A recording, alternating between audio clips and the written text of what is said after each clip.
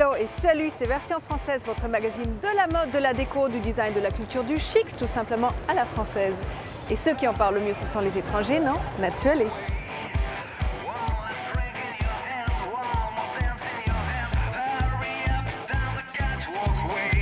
On va faire vibrer vos papilles et vos pupilles avec le chef Guy Martin qui nous ouvre les portes de ses cuisines au grand Véfour. On partira tremper nos pieds dans l'eau, ambiance coquillage et crustacés dans le bassin d'Arcachon. Et on reviendra à Paris hyper boosté pour un cours sur le nœud pape en bonne et due forme avec Maison F. Demain est un autre jour qu'on commencera avec la designer Dorothée Melikson dans le très chic hôtel Le Grand Pigalle. Et tout de suite, c'est Point de vue, un regard affûté sur les nouveautés stylées de la semaine chic. Version française, c'est maintenant.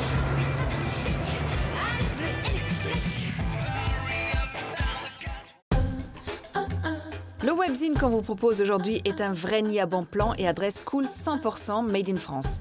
Comment vous saper, quoi écouter, quel sandwich manger, quel film aller voir ou partir en week-end. Le site explore toutes les dernières tendances, hype et French. Abonnez-vous. Le dernier ficus que vous avez adopté est mort sur le balcon. Consolez-vous dans les jardins d'Érignac. Ici, ceux qui prennent soin des centaines d'arbustes et de plantes en lama verte et taillent à la perfection le jardin à la française dans toute sa splendeur et en plein cœur du Périgord Nord. On le veut sur notre table de cuisine, ce joli MOOC. Un MOOC, c'est la contraction entre magazine et book. Une bible de la miamologie, cette revue sous-titrée des recettes et des hommes, est entièrement dédiée à ceux qui la font, du producteur au chef.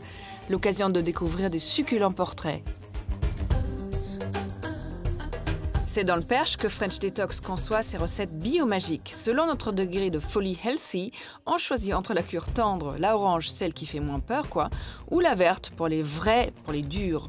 On n'a pas goûté mais votre corps qui en a marre d'ingurgiter des burgers vous remerciera.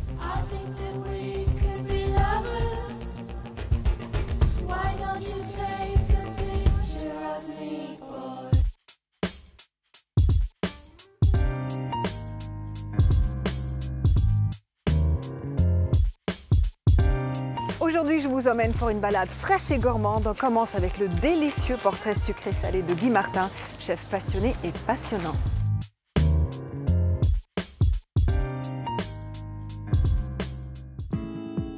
Ses recettes inventives et gaies ont fait le tour du monde. Autodidacte et passionné, Guy Martin est un chef doublement étoilé dont la cuisine s'inspire de ses voyages, de son goût pour la cuisine japonaise et de son amour pour la nature. Installé à Paris, Guy Martin revendique des plats qui lui ressemblent, simples et vrais, sans jamais perdre l'idée de plaisir dans l'assiette. Il dirige les cuisines du Grand Véfour, le très chic restaurant situé au cœur du Palais Royal. Et Guy Martin connaît bien la maison puisqu'il y est arrivé en 1991. Il rendait alors visite au propriétaire de l'époque, Jean Tétinger. J'étais venu à Paris uniquement parce que c'était Jean Tétinger pour une visite de courtoisie. Mais jamais je voulais travailler à Paris. Je voulais rester dans ma Savoie natale, faire de la montagne. Mais là, j'ai eu un coup de cœur en poussant les portes et en voyant ce restaurant. On se sent ailleurs. C'est un vrai plaisir et tous les jours, je me dis qu'est-ce que j'ai de la chance d'être dans ce lieu unique. 24 ans après, Guy Martin n'est plus seulement cuisinier, mais un homme d'affaires aux multiples facettes. J'ai un métier de bouche, donc c'est important de goûter et d'être au contact des équipes. Aujourd'hui, il se rend dans l'un de ces lieux, le salon de thé de Guerlain, pour une dégustation des dernières créations. Vous allez bien? Oui, vous-même. Ouais, super, hein. Toujours aussi belle cette vitrine, hein. Extra, franchement. Insatiable et exigeant, il ne s'arrête jamais. Donc ça, c'est le nouveau macaron, hein, c'est ça? Nouveau macaron rose, fruits rouges et éclats d'amande caramélisés. Guy Martin est fier de ses origines savoyardes, où il puise sa force et ses inspirations. Je suis savoyard d'origine, d'un petit village à côté de Bourg-Saint-Maurice. Donc en Haute-Tarentaise, et toute ma jeunesse a été baignée par la montagne, l'alpinisme, la neige et les bons plats préparés par ma mère, qui cuisine une cuisine du marché, une cuisine du jardin, mais qui savait faire la pâte à choux, qui savait faire des terrines, et c'est ce qui m'a permis d'avoir du palais. Je ne savais pas cuisiner, mais je savais manger. À 17 ans, il devient pizzaiolo et découvre un livre qui changera sa vie, La gastronomie pratique. Cette Bible lui permet d'expérimenter chaque jour une des 5000 recettes présentées et il crée ainsi son destin au fil des pages. Aujourd'hui, son palais aiguisé le mène dans les plus beaux lieux de la capitale, comme ici dans la Crystal Room au musée Baccarat. Bonjour Fabien, vous allez bien? Bonjour, très bien, Aujourd'hui, donc, il y avait un plat d'asperges qu'on voulait goûter avec les vins qui correspondent, c'est ça? Ce chef accompli obtient sa première étoile en 1985, alors qu'il dirige depuis seulement 6 mois les cuisines du château d'Yvonne. La seconde viendra 5 ans après. Les titres honorifiques, bien sûr, ça fait énormément plaisir. Maintenant, il faut être champion du monde tous les jours à chaque service. Moi, je suis cuisinier. Donc tout ça, et notamment, je pense qu'en étant de la montagne, ça m'aide à avoir les pieds sur terre, même dans la terre. Même si on a la tête dans les étoiles, c'est de rester tel que je pense que j'étais quand j'étais enfant, un peu turbulent, un peu rebelle, mais ça n'empêche pas d'apprécier les bonnes choses, mais avec une certaine légèreté quand même. L'enfant rebelle, au parcours singulier, a récemment été élu chef du XXIe siècle au Japon et en Suisse et est classé parmi les 7 meilleurs cuisiniers du monde. L'important pour lui est aussi de transmettre, comme avec son fils Flavien qui dirige son école de cuisine. L'atelier, c'est un établissement un petit peu particulier. On n'est pas dans un restaurant, on n'est pas dans un hôtel, on est dans une école. Donc la volonté du chef, c'était vraiment de pouvoir retransmettre au plus grand nombre voilà, ses recettes, son savoir-faire, ses connaissances. Depuis tout petit, il a toujours essayé de m'emmener vers ses passions, de me transmettre son savoir-faire et sa façon de ce que c'est quand même un homme d'affaires finalement, en plus d'un cuisinier et d'un chef. Notre rôle est capital. On ne peut pas garder les recettes pour soi. Bien sûr qu'il faut les transmettre, bien sûr qu'il faut donner. Et c'est ça aussi qui est important dans ce métier. C'est cette transmission vers les plus jeunes, faire confiance aux plus jeunes, donner la chance aux plus jeunes. Sans partage, la vie, elle est un peu tristounette quand même. Guy Martin, l'hyperactif, le self-made man, le cuisinier prodige, est aussi écrivain. Il a à son nom plus d'une trentaine de livres et s'apprête à ouvrir un nouveau lieu à l'Institut du monde arabe.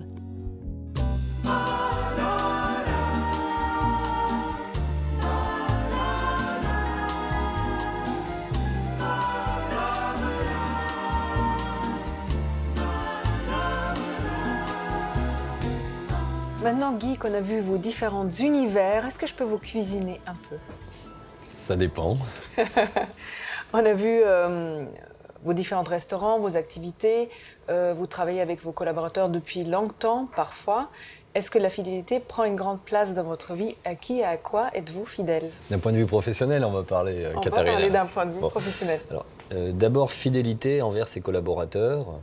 Mais la source, c'est quand même le producteur. C'est quand même le producteur qui est vraiment important. Donc c'est choisir le bon producteur et être fidèle à ce producteur tant qu'il assure la qualité. Si jamais, pour des raisons diverses, la qualité avait abaissé, eh bien là, il n'y aurait plus de fidélité parce que ça ne correspondrait plus à mes attentes. Et une fois que le produit est choisi, forcément, c'est mis en œuvre par des équipes.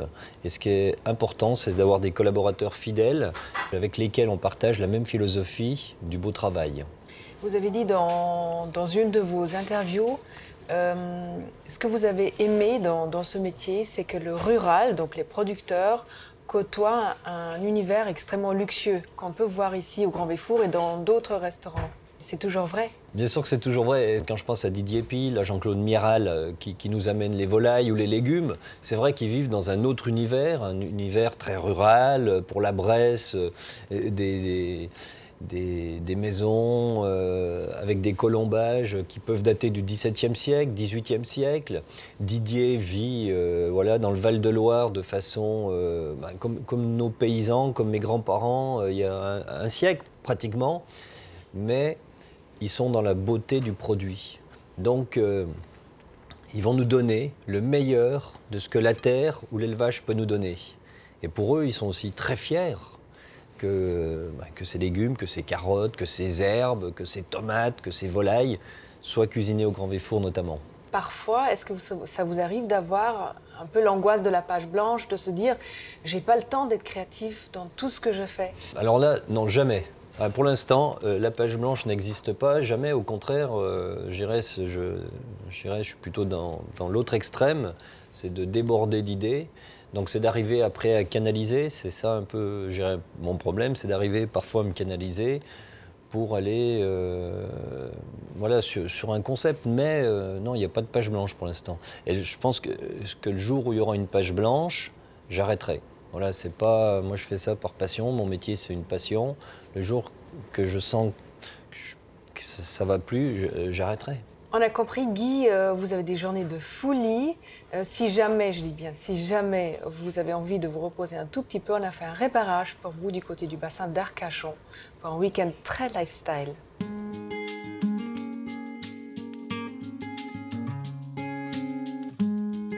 Quoi de mieux pour se ressourcer qu'un week-end à l'air du large? On est parti se yoder les narines dans le bassin d'Arcachon. Ce site, délimité par les dunes du Pilat et la presqu'île du Cap Ferret, est l'endroit idéal où poser ses valises. Parmi les belles adresses du bassin, il y en a une qui vit au rythme des marées. La Villa La Tosca se trouve dans ce que nous appelons le cœur du bassin. C'est un endroit où nous bénéficions donc des marées, avec des marées hautes et des marées basses, à 30-40 minutes du Cap Ferret, 30-40 minutes d'Arcachon. Dans cette villa du début 20e, la propriétaire propose un méli-mélo landais baliné, pourquoi pas. Nous disposons de 8 chambres, 6 chambres dont 2 suites. L'une des suites se situe au tout dernier étage en duplex et bénéficie d'un panorama à 360 degrés sur le bassin d'Arcachon. Vous êtes sur le point haut habitable le plus haut de ce coin-ci du bassin. Jusque dans le jardin, délire zen Bouddha Bonsaï pour un trip relax. Le parc est réellement un prolongement de la décoration de la Villa La Tosca. Vous pourrez vous promener sur le petit pont passant par-dessus la rivière. Nous avons également des arbres taillés façon bonsaï. C'est vraiment un réel dépaysement pour les gens qui viennent séjourner à la villa.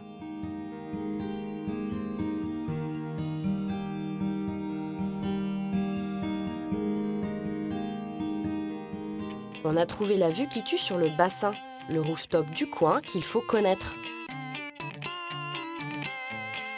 Et cerise sur le gâteau, le design de cet établissement renommé a été complètement repensé par Philippe Starck. On a démarré le projet avec un architecte et un décorateur bordelais. Et par le pur hasard, on a rencontré Philippe Starck qui est amoureux du bassin d'Arcachon. Et quand il a vu le lieu, il nous a dit c'est moi qui le fais, donc on a eu la chance énorme de pouvoir travailler avec lui. Dès l'instant où Philippe est arrivé, c'est lui qui a tout imaginé, tout créé, et nous on a toujours dit oui à tout. La patte du célèbre designer se retrouve jusque dans les moindres détails du lieu. Les chambres, tout en réflexion et en transparence, jouent la carte du minimalisme lumineux, tout en respectant l'esprit du bassin, cher à Starck.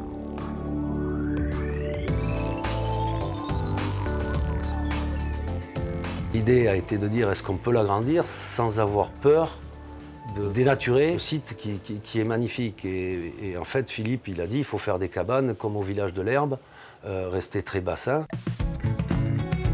Nous, on est tombés sous le charme de ce lieu unique et de sa vue imprenable.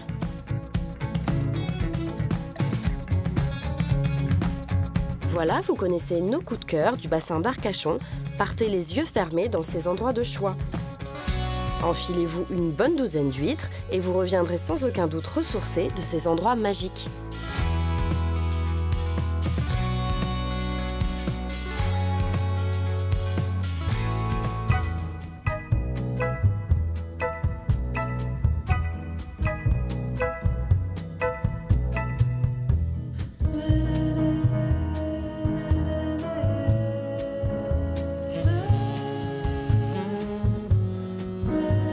Maintenant que vous avez la prochaine destination pour un week-end en amoureux ou en famille, on va pouvoir parler de votre dernier né, un livre de cuisine pas comme les autres. Voilà, alors c'est un livre avec le docteur Chasse, qui est un médecin naturopathe, acupuncteur, et c'est une vraie belle rencontre. Grâce à Jean-Claude Ribaud, un ami journaliste, voilà, et Michel Chaste avait travaillé avec feu Raymond Liver, le grand chef mythique qui était resté 37 ans au Grand Véfour. Et c'est une belle rencontre. Alors lui, il va parler de pathologie, il va parler de médecine, de son métier. Et moi, je vais parler de cuisine, des recettes. Et là, je dirais ce sont des recettes gaies, des recettes pour se faire plaisir et donner l'envie de plaisir. Guy, avec tous les restaurants que vous avez, je sais que récemment vous ouvrez à l'aéroport Roissy un grand concept. Il y a quelque chose à Saint-Barth, à Tahiti. Est-ce que quelque chose réunit tout ça, où on peut dire c'est la Guy Martin's touch? Ce qui est extraordinaire, je dirais, c'est cette harmonie sur la qualité humaine de nos directeurs, de nos chefs de cuisine, de nos collaborateurs. Donc, et aussi sur l'entité des produits de qualité dans toutes nos maisons. un savoir-faire, un faire-savoir, et puis peut-être une certaine humilité pour que, voilà, nous sommes là pour nos clients, nous essayons de donner le meilleur tous les jours. J'espère dans une bonne ambiance, voilà, que ça soit quand même un peu rock'n'roll. Et une chose que tout le monde veut savoir, quand on vit avec un grand chef, vous cuisinez comment à la maison? Mais formidablement bien. Non, mais à la maison, des produits simples, voilà, ça va dépendre du marché, ça va dépendre du moment. Est-ce que je suis qu'avec ma femme? Est-ce que les enfants sont là? Est-ce qu'il y a des copains? Mais voilà, ça peut être un bon saucisson, un bon morceau de Beaufort, des pâtes juste cuites al dente avec la bonne huile qui va bien, ou une cuisine un peu plus sophistiquée. Mais toujours des beaux produits et toujours essayer de faire partager, notamment quand on a des enfants, essayer de faire partager aux enfants cet amour en les faisant cuisiner un petit peu. Ça peut être tout simplement de mettre du gros sel dans de l'eau qui va bouillir, ça peut être d'aider à écosser des petits pois, ça peut, vous voyez, des petites choses simples pour intéresser les enfants, parce qu'avec les enfants, c'est pas toujours facile, notamment avec les ados. Donc il faut les intéresser, les impliquer, et quand ils vont déguster la recette, même si c'est une recette très très simple, quelque part, ils auront fait cette recette aussi. Donc ils auront plus de facilité à la déguster. C'est ce qu'on peut vous souhaiter, Guy, c'est de vous amuser encore très très longtemps, pour vous et pour nous. Merci beaucoup. Merci.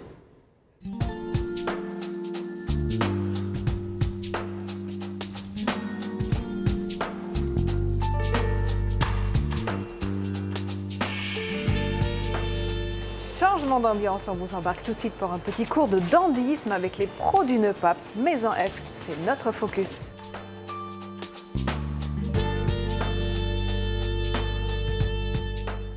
Un objet mode geek, branché, désuet, le nœud papillon a eu ses heures de gloire. Souvent rangé au placard au profit de la cravate, c'est aujourd'hui un accessoire mode incontournable.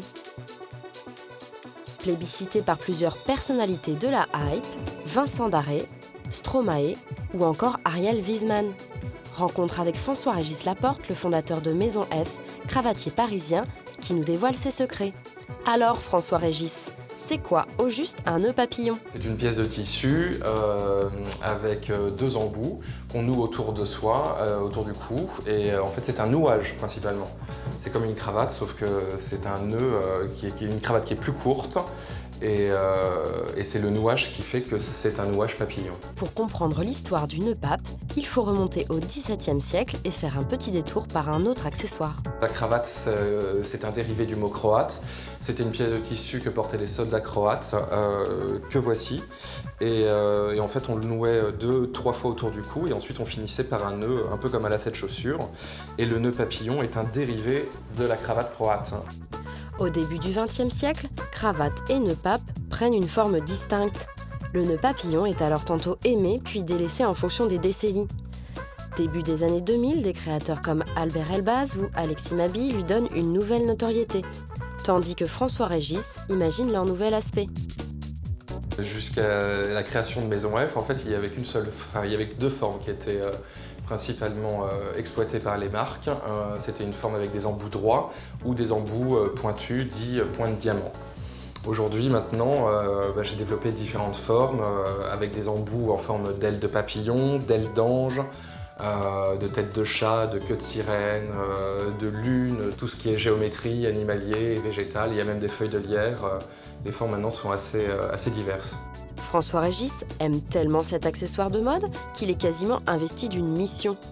Beaucoup de jeunes ont peur de porter le nœud papillon parce qu'ils ne savent pas le nouer. Les Français sont un peu en retard. Il devrait y avoir des cours à l'école en éducation civique de comment tu noues ta cravate et comment tu noues ton nœud papillon.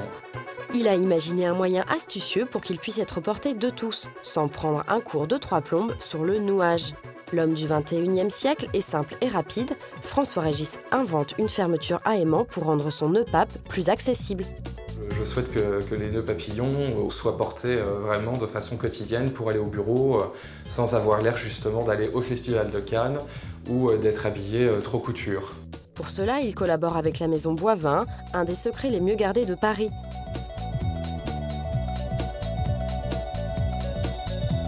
Ici, on coupe et on monte cravate et nœud pape pour les plus grandes maisons de luxe. Une dizaine de personnes travaillent ici pour créer des accessoires masculins et les ouvrières remarquent l'évolution des formes et des matières.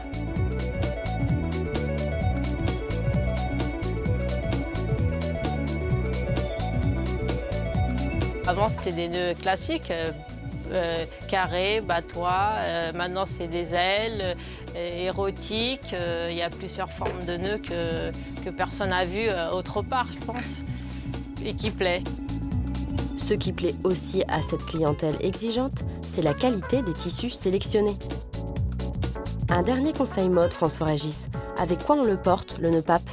Il ne faut surtout pas accumuler. À partir du moment où vous avez le nœud papillon et que vous voulez mettre la pochette et le foulard, ça fait un peu beaucoup. Twister le nœud papillon et ne pas l'associer forcément à une veste, costume et au contraire, oser le porter avec un look beaucoup plus casual.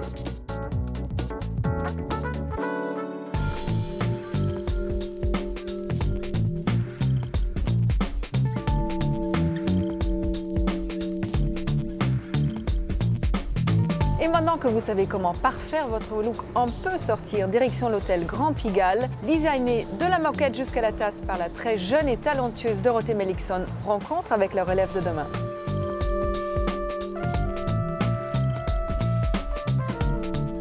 Rendez-vous ce matin au Grand Hôtel Pigalle.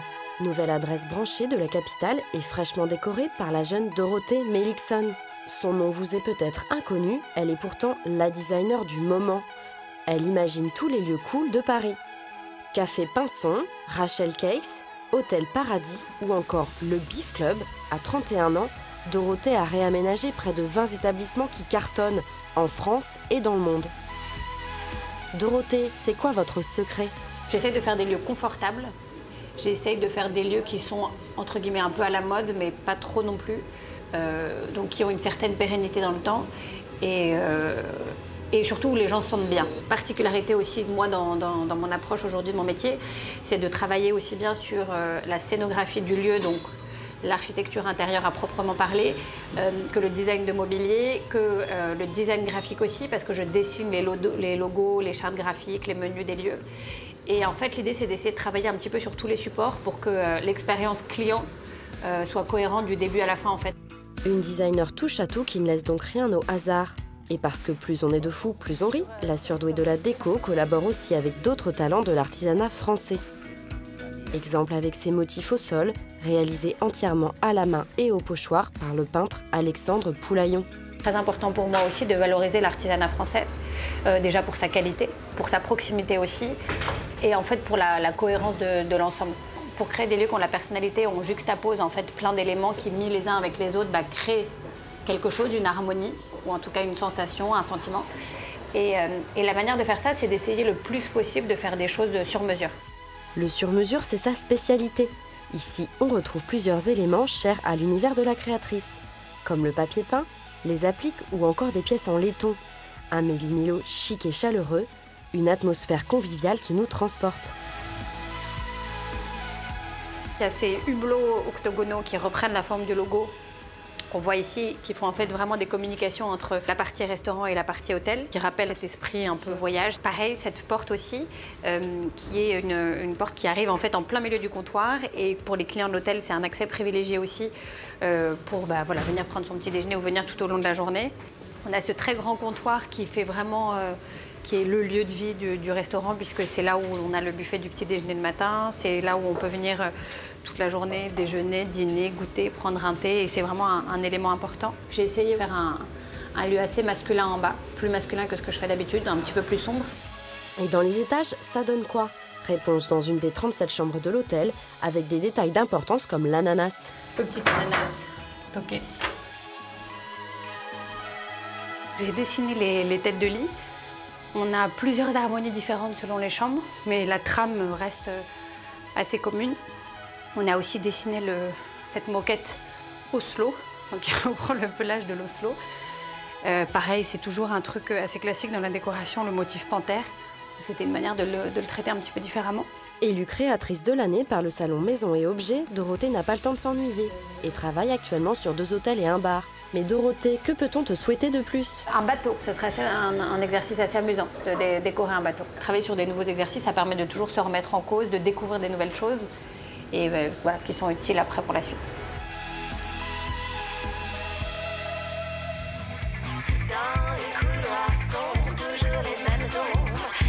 Vers Merci en français, c'est fini pour aujourd'hui. Alors soyez chic toujours et retrouvez-nous la semaine prochaine.